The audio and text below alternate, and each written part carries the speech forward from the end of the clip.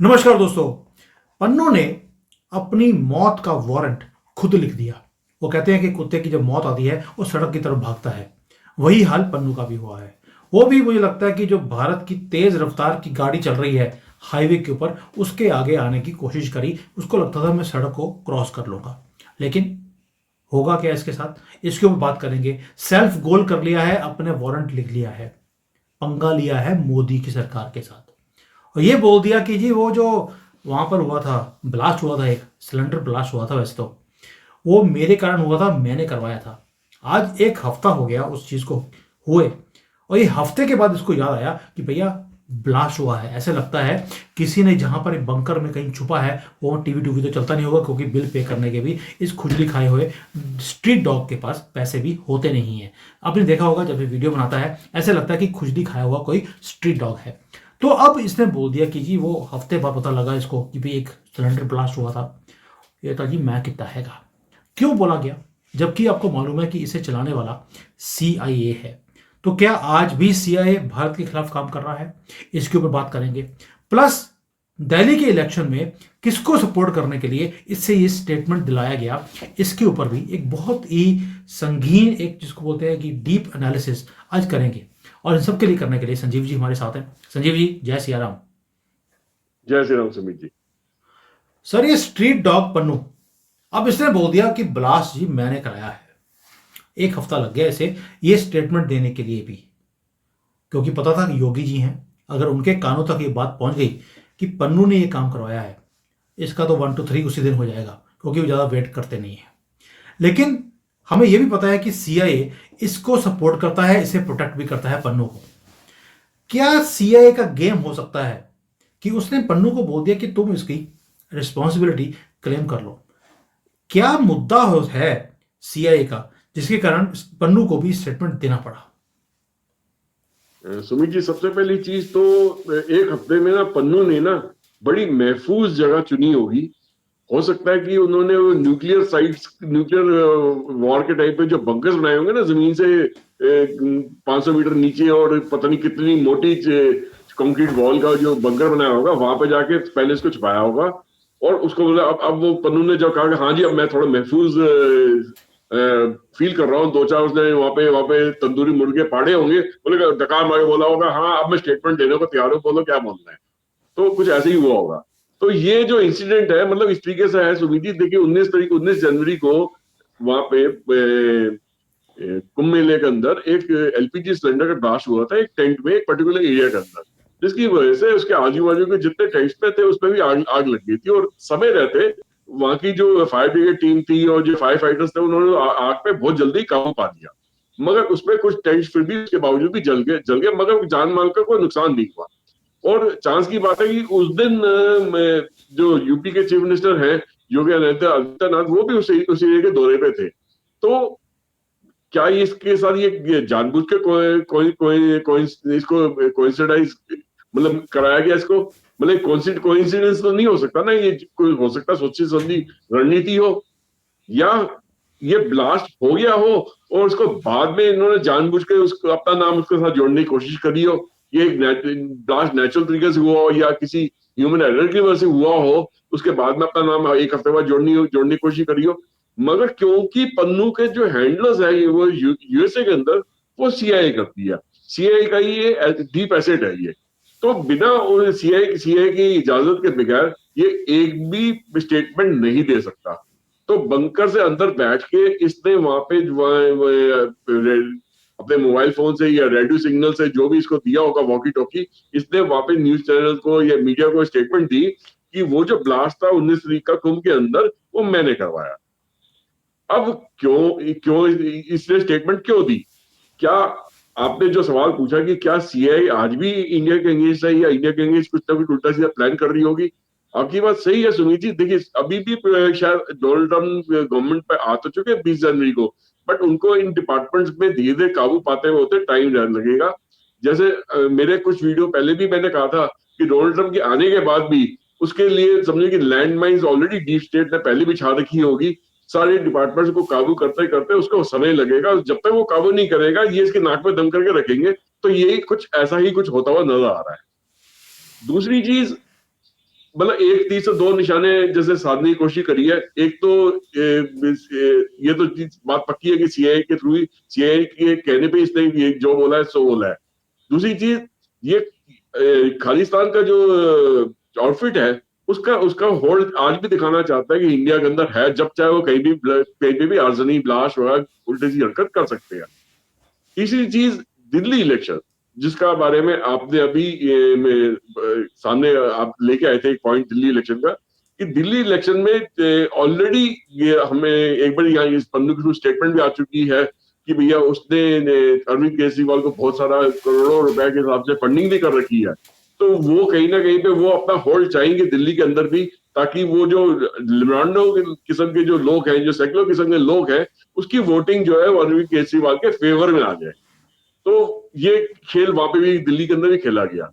तो और एक चीज और सुमीत जी, कि एक डर का माहौल फैलाया जाए कुंभ मेले के अंदर। अब जैसे पिछले दिनों में बीबीसी ने बड़ी गलत रिपोर्टिंग करी इसके बारे में, अल जजीरा ने गलत रिपोर्टिंग करी, न्यूयॉर्क टाइम्स ने गलत रिपोर्टिंग करी, आज भी कई सारे ऐसे और भी कई सारे न्यूज चैनल के लोग हैं जो कि गलत रिपोर्टिंग कर रहे हैं। कई मुलाना लोग हैं जो गलत रिपोर्टिंग कर रहे हैं कुंभ के मेले के बारे में।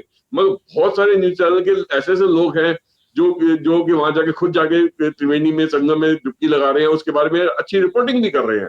तो इसका जो मकसद था कि लोग डर के मारे, डर के, मैं अगर इसका इसका जिम्मेदारी ले लूंगा इस ब्लास्ट की, तो ये पक्का हो गया कि टेररिस्ट ब्लास्ट हुआ है यहाँ पे, ये इसके पीछे टेररिस्ट इन्वॉल्व है। तो उसकी वजह से लोग डर के मारे यहाँ पे आएंगे नहीं। मगर ऐसा कुछ नहीं हुआ। जिस दिन ब्लास्ट हुआ उसके चंद घंटों के बाद देखा कि उससे ज्यादा भीड़ वहां इकट्ठी हो गई, और तब से लेके अब तक भीड़ टूट नहीं रही है। ये हालत हो गई है सुमीत जी भीड़ की कि जितने भी एयरलाइंस हैं उनके रेट्स डबल ट्रिपल चौपल हो गए। मतलब 5,000 रुपए की दिल्ली से प्रयागराज की एयरलाइन की टिकट थी, जो कि इस वक्त 25,000 की चल रही है।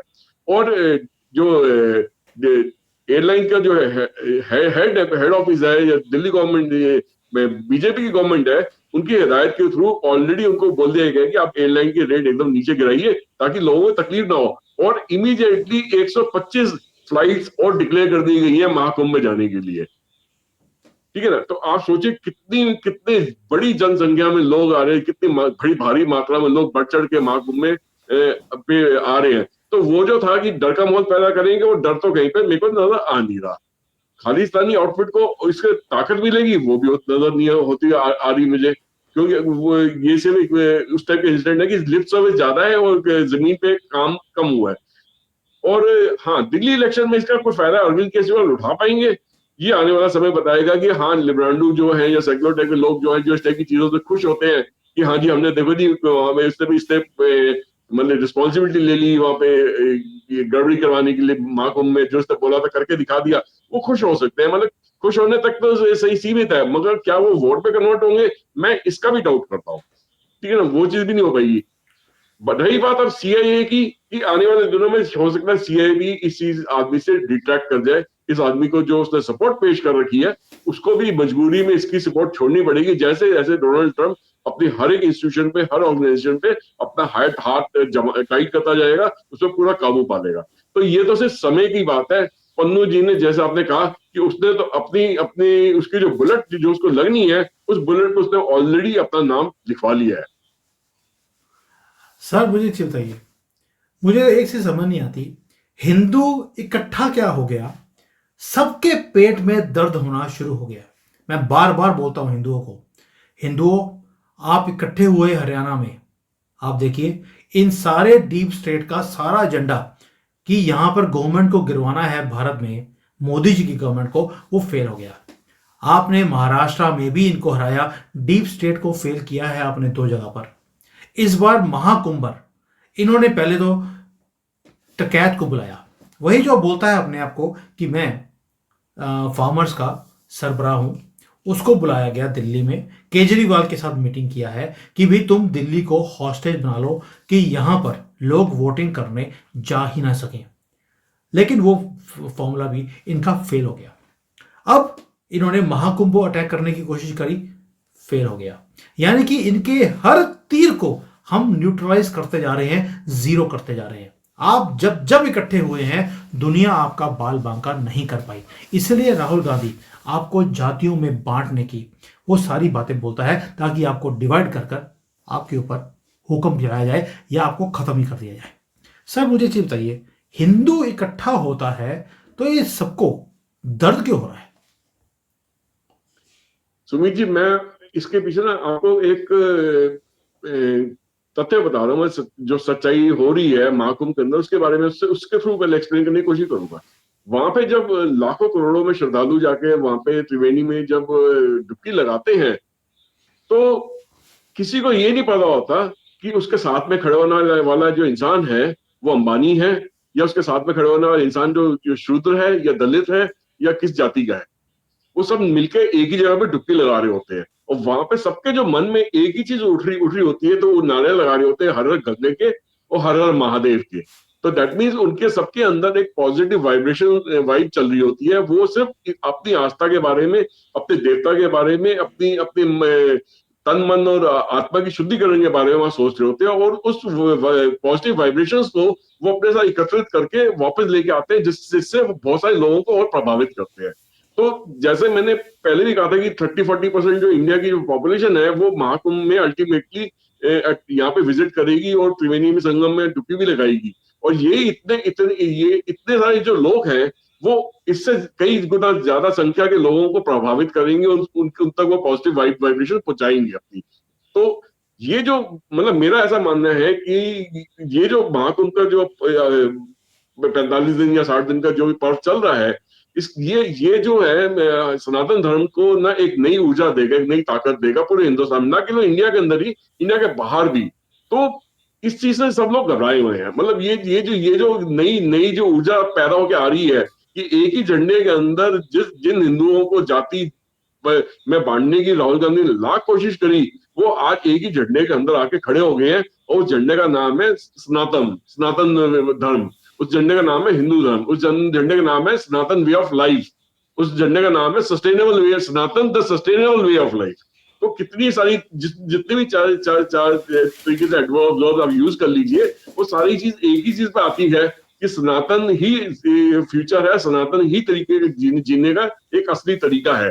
तो ये दुनिया में चारों तरफ ये मैसेज पहुंच रहा है सुमित जी, और ये दुनिया इस मैसेज को इकट्ठा कर रही है, उसको समझने की कोशिश कर रही है। तभी इस वक्त बाहर के दूसरे देश के मूल के जो लोग हैं वो भी भर भर के इंडिया आ रहे हैं। इतनी फ्लाइट्स एक्स्ट्रा गवर्नमेंट ने चला रखी है, इतनी ट्रेन एक्स्ट्रा चला रखी है, इतनी बसेज एक्स्ट्रा चला रखी है। प्राइवेट ऑपरेटर्स भी भर भर के टूर्स लेके जा रहे हैं महाकुंभ में। तो आप सोचिए कि ये तो मेरे को लगता है कि 40-45 करोड़ से भी कहीं गुना ज्यादा आगे संख्या निकल जाएगी जितने लोग यहाँ पे विजिट करेंगे। तो ये जो नई ऊर्जा हिंदुस्तान के अंदर आ रही है, ये इन लोगों से लब्रांडो से बर्दाश्त नहीं हो रही। जितने भी ऑपोजिशन पार्टी के लोग हैं उनसे बर्दाश्त नहीं हो रही है। जितने भी वर्ल्ड के अंदर जो दूसरे रिलीजन के लोग हैं जो कि अपने रिलीजन को ऊंचा बताते हैं, चाहे वो क्रिश्चियनिटी है या इस्लाम है, वो भी इस चीज को बर्दाश्त नहीं कर पा रहे। बर्दाश्त कौन कर पा रहा है?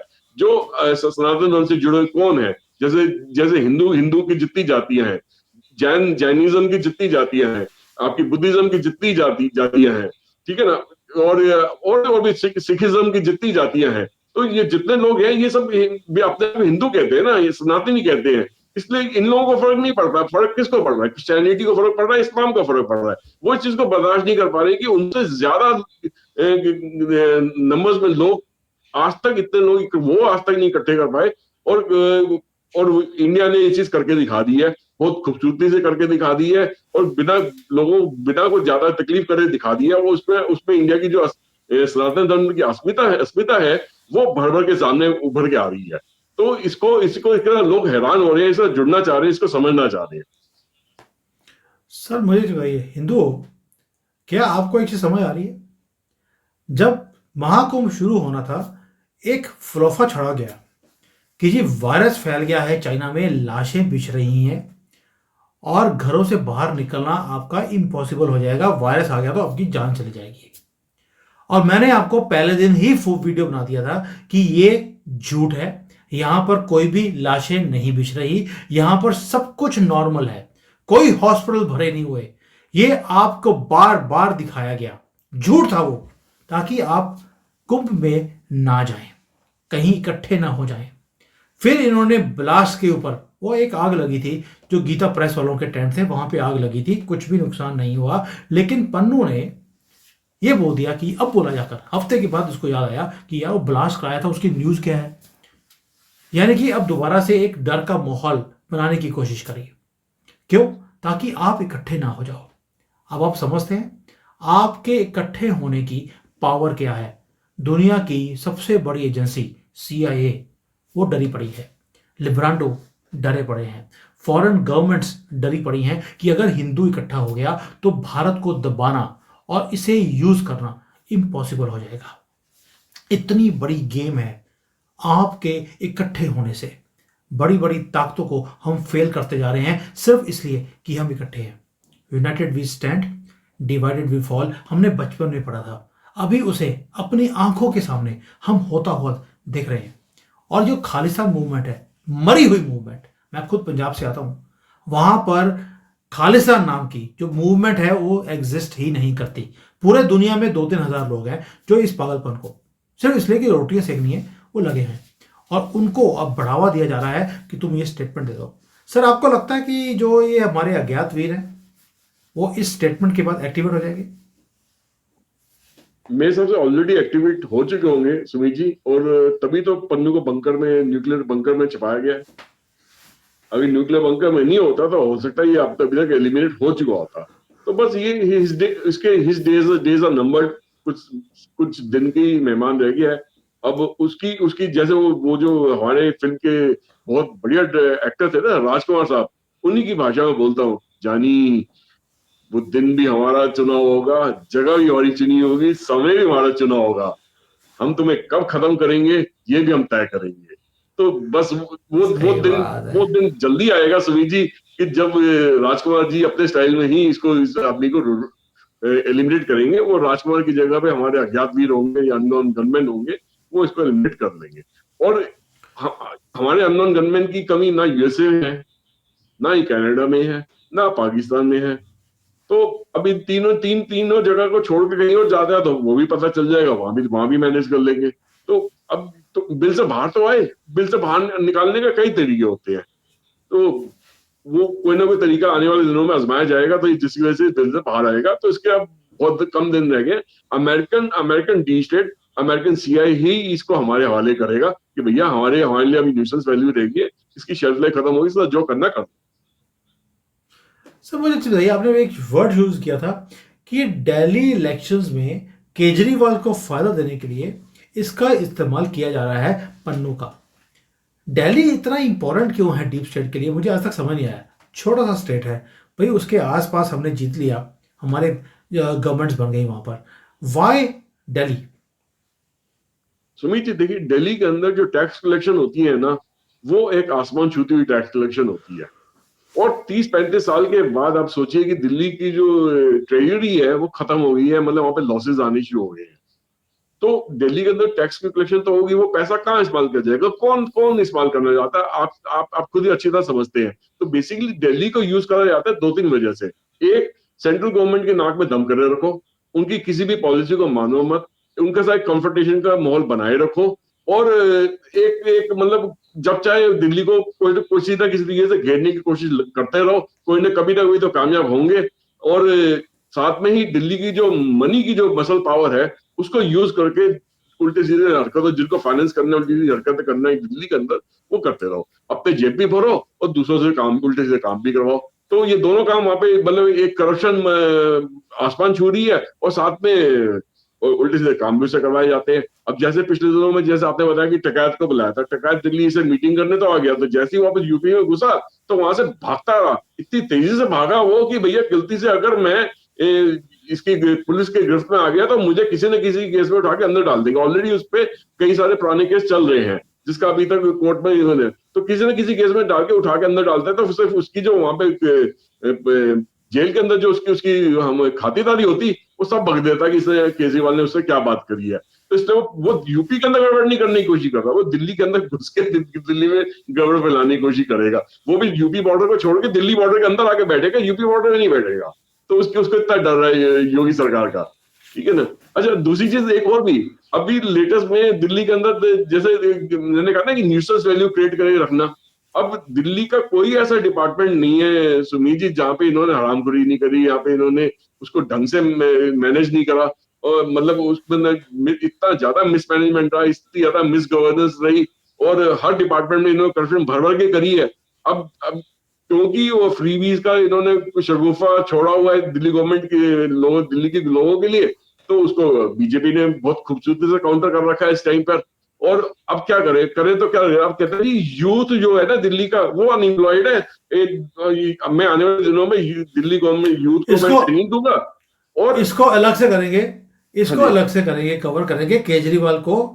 उसको देखो, इतना महान वर्ल्ड लीडर जिसको सीआईए, यूनाइटेड नेशंस, जर्मनी जिसको सपोर्ट करते हो, खालिस्तानी सपोर्ट करते हो, उसको हम ऐसे ही कवर कर ले तो मज़ा नहीं आएगा। देखो, उसको थोड़ा सा प्राइम टाइम मिलना चाहिए कवरेज देने का। उसको प्राइम टाइम में कवर करेंगे, उसकी अलग से वीडियो बनाते हैं। लेकिन आज मुद्दा था पन्नू का, वही स्ट्रीट डॉग जिसने अपना वारंट लिख लिया है अपनी ही मौत का। यानी कि 72 हॉर्स के पास ये पहुंचने वाला है बहुत ही जल्दी।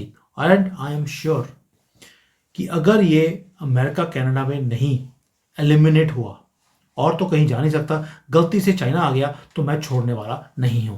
जल्लाद से कम नहीं हूं, ये याद रखना। देश के लिए मैं ये काम भी कर लूंगा। जैन हूं, अहिंसा को फॉलो करता हूं, लेकिन इसको ऊपर टपकाने का काम मैं बड़ी आसानी से कर सकता हूं। और मैंने पहले भी बोला था, हम सारे जो एक्सपर्ट्स हैं, यानी कि जो एनआरआईज हैं, हम सब ने मिलकर, क्योंकि मेरा बहुत बड़ा ग्रुप है, मैं सबको बोला था भी हम $1 मिलियन की फ्रॉती निकालते हैं इसके ऊपर। ये निकालता है 2,000, 2 लाख, 3 लाख की, हम 1 मिलियन देते हैं। जो इसको टपकाएगा $1 मिलियन हम देंगे। यहां तक भी जाने को हम तैयार हैं।